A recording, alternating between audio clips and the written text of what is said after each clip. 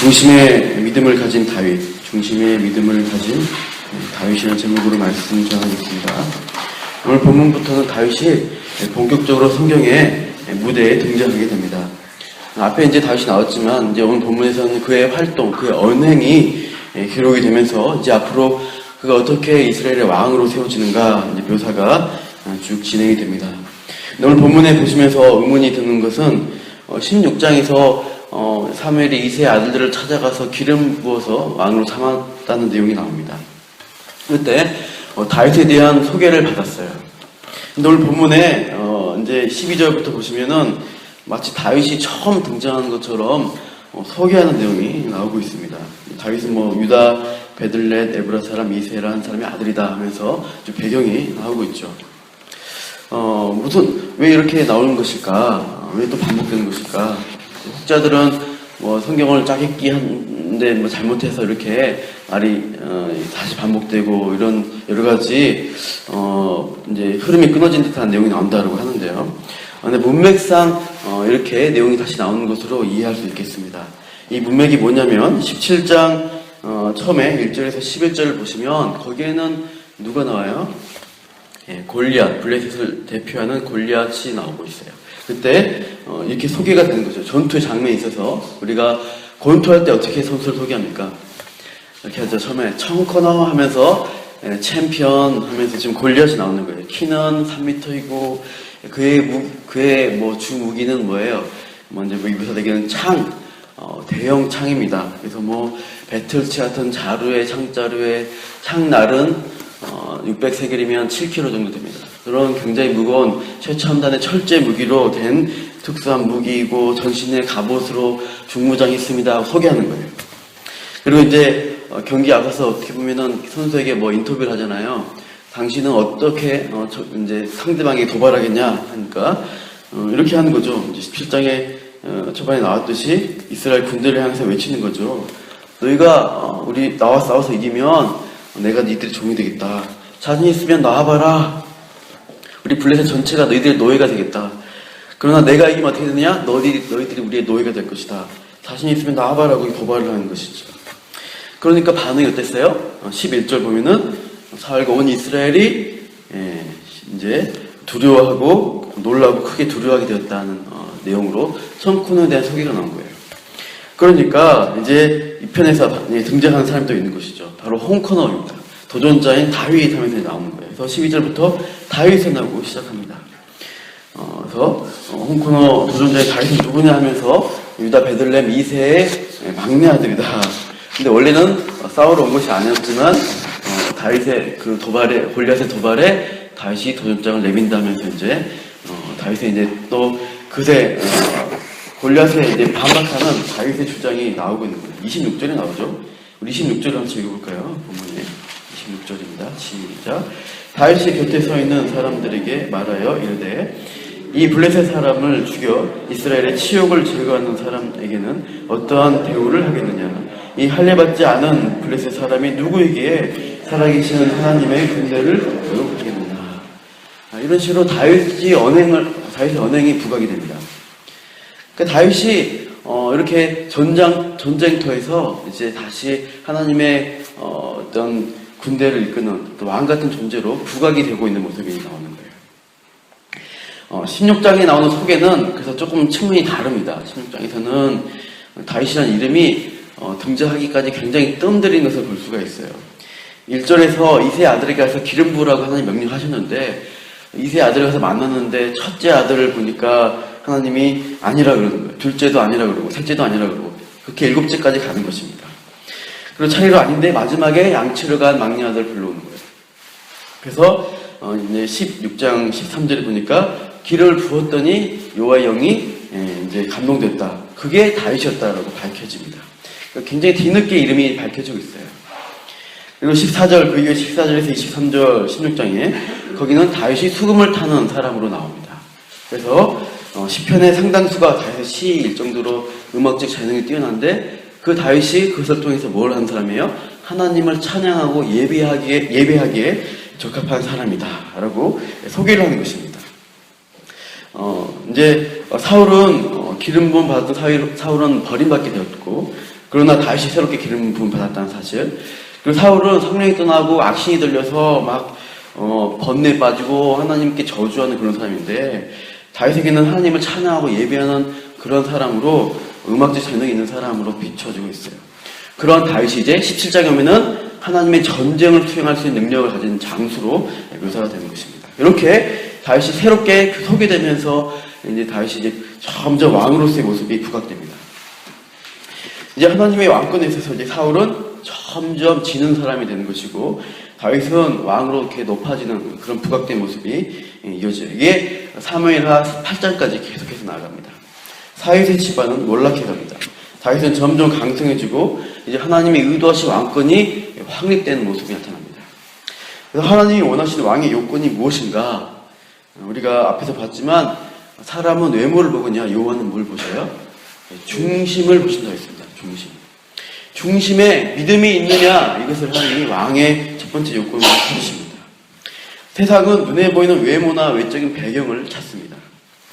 그러나 하나님은 보이지 않는 하나님을 신뢰하고 그 중심에 신앙을 가진 사람, 그런 사람을 찾으시고 그 사람을 통해서 하나님의 통치를 대리할 사람으로 세워나가십니다. 이것이 하나님의 뜻이었습니다. 그래서 하나님이 어떻게 하세요? 먼저는 사람들의 눈에 보기 좋은 그런 거, 사람들이 맞다고 하는 것을 깨버리십니다. 그들의 환상을 깨치고 나서 뒤에 하나님 보기에 맞는 사람을 누구인가를 보여주셔요. 사무엘서에서도 먼저 세상에서 떵떵거릴 수 있는 사람의 전형을 보여주십니다. 먼저는 사울이 등장하고 그 다음에 골리앗이 등장합니다. 우리에게 왕을 달라 백성이 요구하는데요, 하나님은 외모적으로 어때요? 뛰어난 사람이죠. 보통 사람의 어깨보다 어깨 위만큼 큰 사람인 사울을 보여주십니다. 보라, 너희의 왕이다 하는 것이에요. 백성들이 세상적인 외적인 가치로 왕을 보였기 때문에 그러한 왕을 보여주신 것입니다. 그러나 그 왕이 아니었다는 게 금방 판명이 되죠. 외모를 볼 때는 훨씬 큰 사람인데 그 외모에 필적할 만한 중심이 있어요, 없어요? 믿음이 전혀 없는 사람이에요. 신앙적인 건강한 마음이 없습니다. 겁쟁이이고 두려워하고 그런 사람이에요. 심리적으로 굉장히 약한 사람입니다. 그러나 그래서 그런 왕의 통치 아래에 있는 백성들의 모습이 어떻게 돼요? 목자 없는 양 같은 신세입니다. 그래서 블레셋의 공격이 오니까 두려워서 펄펄 떨고 여기 구덩이에 숨고 도망치는 인생이 되는 것입니다. 그래도 백성들은 큰 사람을 기대하고 왕의 역할을 바랬는데 이제 그런 가치관에 반대되는 더 큰 사람이 적진이 나타난 거예요. 골리앗이에요. 외모적으로 보시면 사울은 자기들이 기대했던 큰 사람인 사울은 더 큰 사람인 골리앗에게 필적할 수가 없는 거예요. 더 크니까요. 큰 사람일수록 세상에서는 더 뛰어난 것입니다. 상식적으로 이제 불가능한 이길 수 없는 적을 앞에 두고 이스라엘은 골리앗이 도발하고 모욕을 줌에도 불구하고 어떻게 나갈 수가 없어요. 다 도망치고 있어요. 그런 절망적인 상황일 때 누가 등장하는가? 다윗입니다. 다윗은 외적으로 볼 때 어떠했습니까? 외적인 묘사들 볼 때 별 볼일 없는, 이렇게 알려지지 않은 이스라엘 사람의 그 집안에도 장자도 아니고 막내입니다. 가장 뒤에 있어요. 그리고 증집 대상에서도 제외된 것을 봐서는 나이도 어린 것입니다. 10대 소년일 것입니다. 시골 장대에서 약장사가 그러죠. 애들은 가. 애들은 돈도 없고 필요 없다. 우리 돈 보낼 필요 없으니까 저리 가라는 것이에요. 전쟁터에 이 애가 왜 왔느냐? 별 볼 일 없는, 싸움도 못할 애가 뭐하러 왔어? 그런 거죠. 그래서 큰형 엘리압이 다윗을 어떻게 합니까? 깔봅니다. 본문 바로 뒷절에 28절 보시면 들에 있는 양은 어떡하고 네가 놀러 왔냐? 전쟁 때 구경 삼아 왔느냐라고 책망하고 굉장히 화를 내고 있어요. 겉으로 볼 때는 다윗이 전쟁터에 나올 수 있는 인간이 아니야. 너는 여기 올 때가 아니야 라고 무시하고 있습니다. 그러나 다윗은 무책임하고 교만하다고 책망받을 사람이 아니었어요. 오늘 본문은 18절 보시면 전쟁터에 나간 형들의 안부를 물어봐라 하고 아버지 이새의 말씀에 순종합니다. 그래서 전장으로 가는 것인데 다윗은 놀러 가듯이 출발하지 않습니다. 20절 한번 읽어볼게요. 20절 시작. 다윗이 아침에 일찍 일어나서 양 지키는 자에게 맡기고 이새가 명령한 대로 가지고 가서 진흥에 이른즉 마침 군대가 전장에 나와서 싸우려고 고함치며, 다윗이 그냥 놀러 가자, 구경이나 가자, 절대 그러지 않았습니다. 다윗은 일찍 일어나서 준비를 했습니다. 자기가 지킨 양떼, 자기가 생명처럼 지켰던 양떼를 어떻게 해요? 믿을 수 있는 양 지킨 사람에게 맡겼어요. 자, 이렇게 하라고 세심하게 맡기고 자기 책임을 다해서 출발을 했던 것입니다. 다윗은 남이 보든 안 보든 하나님 앞에서 하듯이 자기의 양떼를 지켰습니다. 성심껏 돌보았습니다. 그리고 홀로 들판에 있을 때도 어떻게 했어요? 하나님께 예배하며 찬양하는 인생이었습니다. 그렇게 하나님 의지하고 있을 때 어떻게 해요? 맹수가 오는 거예요. 자기 양떼를 위협하는 거예요. 그때 목숨 걸고 양떼를 지키는 모습이 나타납니다. 그렇게 성실함을 통해서 다윗은 중심에 하나님을 향한 신앙심을 길었던 것입니다. 그래서 그 중심으로 인해서 하나님이 이제 어떻게 하세요? 이스라엘 가운데서 쓰시는 인생으로 사용하십니다. 다윗이 알고 있는 하나님은, 들판에서 경험한 하나님은 어떤 하나님일까요? 보기에는 커 보이고 두려운 맹수가 앞에 오는 거예요. 그러나 그 맹수보다, 그 문제보다 더 크신 하나님이 역사하신 것이죠. 이 문제보다 크신 하나님이시구나. 그는 맹수와의 싸움을 통해서 하나님이 도와주시는 것을 경험했습니다. 하나님을 믿고 의지한 자에게 하나님이 승리케 하신다는 것을 체험을 했어요. 그래서 다윗은 하나님이 어떤 하나님이에요? 그에게는 하나님의 그 마음속에서 중심에서는 하나님은 크신 이름, 크신 능력을 가진 분으로 찬양이 되었던 것입니다. 나의 힘이 되신 여호와여, 그죠? 찬양이 있습니다. 주는 나의 산성이시오 나의 요새시라. 주는 나를 건지시는 나의 주, 나의 하나님이십니다라고 고백했던 것입니다. 그 중심의 고백에 있어서 다윗은 그렇게 하나님 믿고 전쟁터에 왔어요. 들판과 똑같은 상황입니다. 앞에 맹수 같은 골리앗이 있어요. 그 골리앗이 뭐라고 하는 것이에요? 너희가 믿는 하나님 어디 있느냐? 나는 내 주먹을 믿는다. 너희는 하나님 믿느냐? 나는 내 줌과 내 창과 내 힘을 믿는다. 너희는 하나님의 군대 이런 거 없다. 나를 두려워하고 나의 종이 되라고 말하는 골리앗 앞에 다윗은 어떻게 해요? 분노하게 돼요. 네가 무시하는 그 하나님이 어떤 분인지 내가 보여주겠다. 거룩한 분노가 일어나게 됩니다. 다시 한번 우리 26절 오늘 본문에 다윗의 그 중심이 드러난 구절입니다. 17장 26절 다윗의 중심이 어떤 마음인가 한번 읽어볼게요. 26절 시작. 다윗이 곁에 서 있는 사람들에게 말하여 이르되 이 블레셋 사람을 죽여 이스라엘의 치욕을 제거하는 사람에게는 어떠한 대우를 하겠느냐? 이 할례 받지 않은 블레셋 사람이 누구이기에 살아계시는 하나님의 군대를 모욕하느냐? 거룩한 분노를 합니다. 왜요? 하나님이 누군지를 아는 사람에게는 저 사람의 말이 헛소리다. 그것은 거짓말이다. 하나님을 모욕한 소리라는 것을 분명히 알기 때문입니다.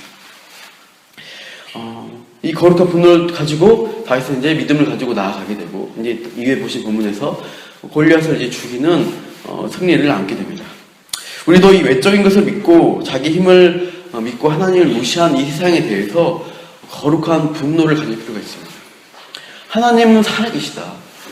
보이지 않는 데서 너희들 보이지 않는다고 하지만 나는 그 하나님을 경험했고 그 하나님의 약속과 능력을 체험했어. 나는 그 하나님을 찬양할 거야 라고 우리가 우리 중심에 있는 하나님을 드러내야 합니다. 우리 중심에 그 거룩한 믿음, 또 하나님에 대한 그 신뢰를 가지고 약속을 가지고 우리가 살아갈 것이고 그 하나님을 이 세상, 보이는 것을 따르는 세상에서 드러내는 저와 여러분 되기를 축원합니다. 그렇게 할 때 하나님이 그것을 통해 하나님의 거룩하심을 드러내시고 우리에게 승리하시는 더 크신 하나님으로 참으로 증거되어질 것입니다. 우리가 해피데이를 앞두고 있고요. 참으로 우리 믿지 않는 가족과 이웃이 있어요.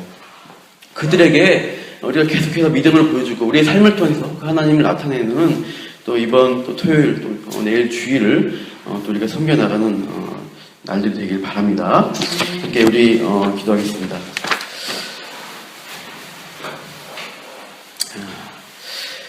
외모를 보시지 아니하시고 우리의 중심을 보시는 하나님, 그 중심에 다윗의 중심에 갑작스럽지 않고 정말 그 홀로 들에서 양을 칠 때 그 중심에 하나님을 믿고 의지한 자에게 하나님 어떻게 보호하시고 지키시고 맹수로부터 승리하게 하신지를 그 하나님이 그 중심의 신앙을 심겨 주셨습니다.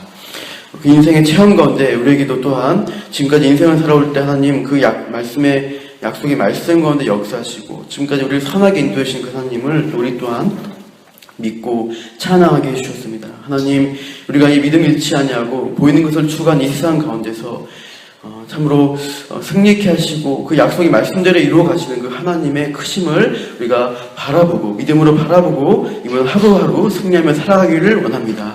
남문교회가 보이지 않는 하나님을 자랑하고 증거하는 또 해피데이를 준비합니다. 내일 하나님, 그렇게 우리가 그 하나님을 나타내고 말씀을 통해서 드러내고 자랑할 때 참 우리가 초대한 사람들 가운데 그 하나님의 크심을 드러내 주시고 그 사람들에게 하나님이 자랑이 되어지고 그들이 하나님 앞에 더 나아오는 은혜가 있게 하여 주시옵소서. 이렇게 오늘 하루도 우리가 하나님을 자랑하며 드러내는 하나님의 도구로 우리를 사용하여 주시옵소서. 감사합니다. 예수님 이름으로 기도합니다. 아멘.